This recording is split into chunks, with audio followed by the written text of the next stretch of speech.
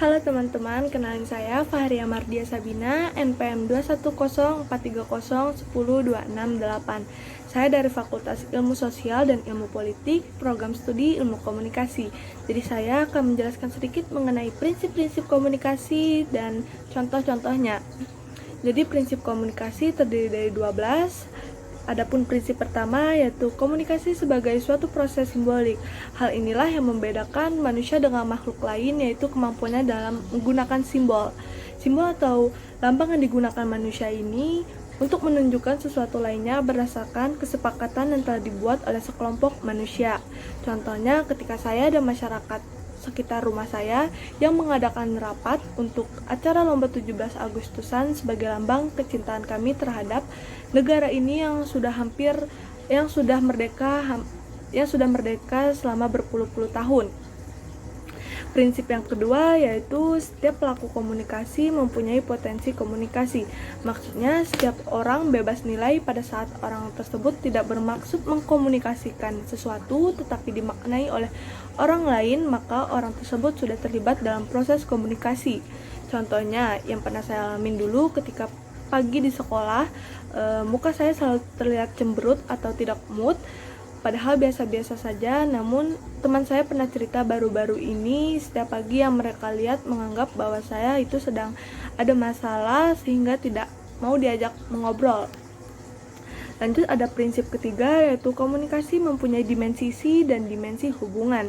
Dimensi isi menunjukkan muatan komunikasi, sedangkan dimensi hubungan menunjukkan bagaimana cara mengatakannya dan mengisyaratkannya, bagaimana hubungan para peserta komunikasi dan bagaimana seharusnya komunikasi itu ditafsirkan, pesan itu ditafsirkan.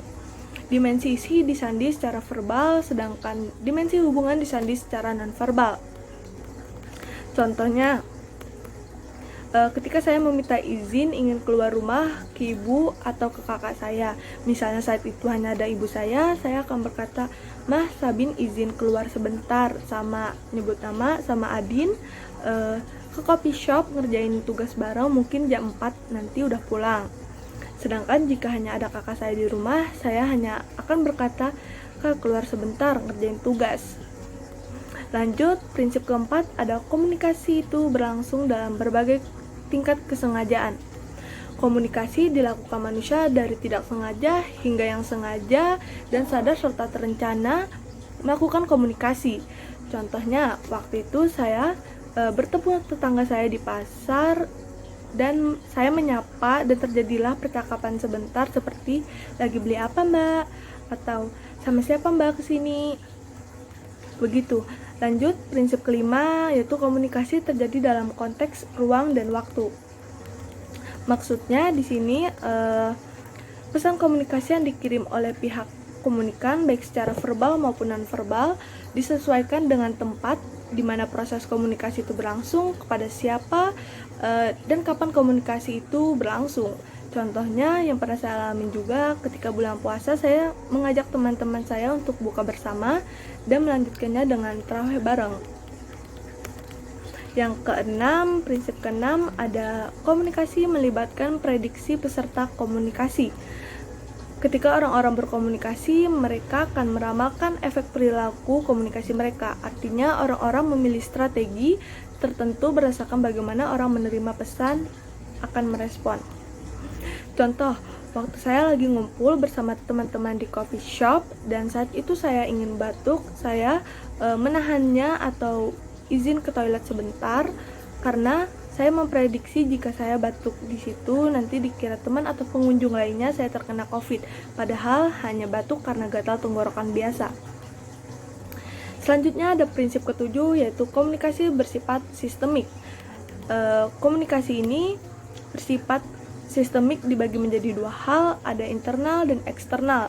Sistem internal menyangkut lingkungan sosial, keluarga, kelompok, dan lain-lain. Sedangkan sistem eksternal menyangkut unsur-unsur di luar individu seperti cahaya ruang, kegaduhan, isyarat fisik, pilihan kata, dan lain-lain.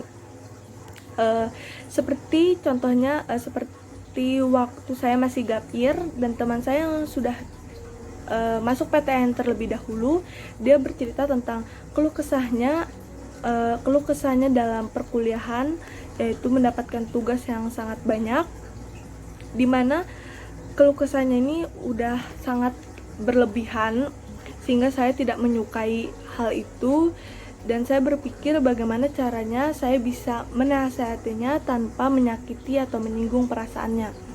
Lalu secara eksternal saya mengatakan, sabar, dinikmatin aja tugas-tugasnya, karena di luar sana masih banyak yang kepengen mendapat tugas seperti itu karena dia nggak lolos PTN atau bahkan dia tidak mampu untuk kuliah. Kan dulu kepengen banget masuk PTN, sekarang udah masuk, yuk disyukurin dan dinikmatin, semangat. Lanjut, ada prinsip ke-8, yaitu semakin mirip latar belakang sosial budaya, semakin efektiflah komunikasi. Maksudnya, jika dua orang melakukan komunikasi berasal dari kota yang sama atau suku yang sama, pendidikan yang sama, maka ada kecenderungan dua pihak tersebut mempunyai bahan yang sama untuk berkomunikasi. Seperti contohnya di masa perkuliahan ini, ketika saya berkomunikasi dengan teman yang asalnya sama dengan saya, yaitu Kalimantan, akan memudahkan saya berkomunikasi daripada dengan anak Pulau Jawa yang menggunakan bahasa Jawanya kepada saya, sehingga komunikasi kami kurang efektif karena saya kurang paham dengan bahasanya.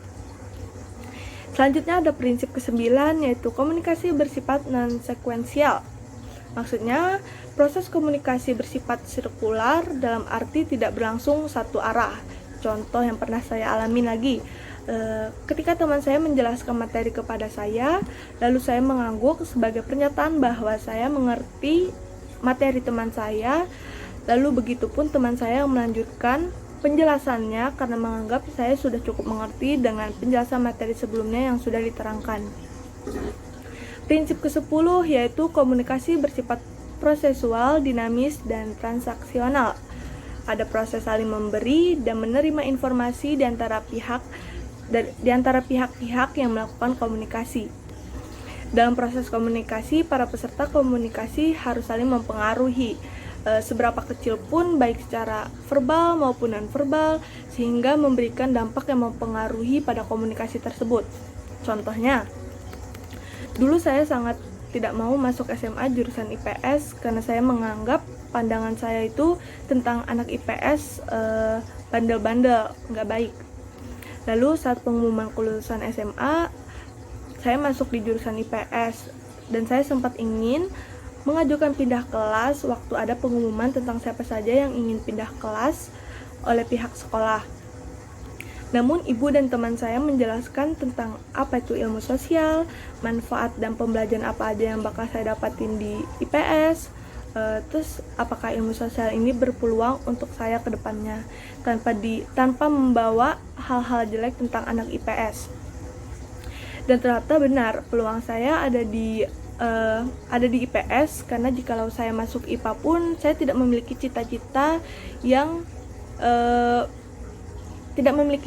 di bidang kesehatan karena saya takut darah dan ujung-ujungnya kembali ke ilmu sosial. Prinsip ke-11, yaitu komunikasi bersifat irreversible, di mana setiap orang yang melakukan proses komunikasi tidak dapat mengontrol sedemikian rupa terhadap efek yang ditimbulkan oleh pesan yang dikirimkan. Komunikasi tidak dapat ditarik kembali. Jika seseorang sudah berkata menyakiti orang lain, maka efek sakit hati tidak akan hilang begitu saja pada diri orang lain tersebut. Contohnya, ketika saya bercerita kesedihan atau masalah saya, lalu teman saya membandingkan hidupnya dengan menjawab, cuma gitu doang, kemarin aku bla bla bla bla, dan itu membuat saya terdiam. Lalu teman saya merasa bersalah dan meminta maaf pada saya pun memaafkan, namun masih berbekas di hati saya, dan dari situ pun saya tidak akan bercerita lagi kepadanya mengenai masalah-masalah atau kesedihan yang saya alami karena saya sudah tahu jawaban yang akan saya dapatkan nantinya.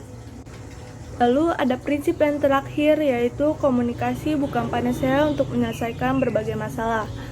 Artinya bahwa komunikasi bukan satu-satunya obat mujarab yang dapat digunakan untuk menyelesaikan masalah, karena konflik atau persoalan tersebut mungkin berkaitan dengan masalah struktural. Contohnya seperti ingin menyelesaikan masalah dan melakukan komunikasi efektif dengan kelas lain, namun tidak akan tercapai karena ketua kelas sebelumnya memperlakukan dengan semena-mena. Mungkin itu saja yang dapat saya jelaskan mengenai prinsip komunikasi beserta contohnya. Sekian dari saya, terima kasih.